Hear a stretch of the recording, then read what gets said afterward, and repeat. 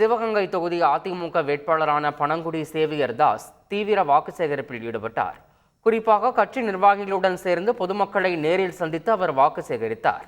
இதன் தொடர்ச்சியாக அரியக்குடியில் நடைபெற்ற பிரச்சாரத்தின் போது அப்பகுதியில் இருந்த கடையில் தேநீர் போட்டுக் கொடுத்த அவர் வாக்கு சேகரித்தார்.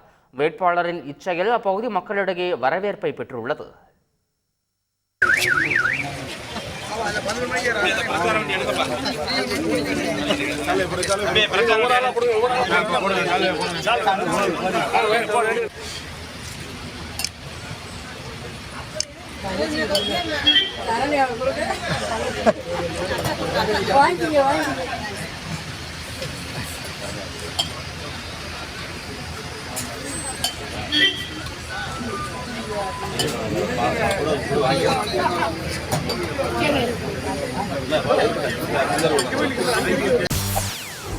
செய்திகளை உடனுக்குடன் தெரிந்து கொள்ள உடனே சப்ஸ்கிரைப் பண்ணுங்க.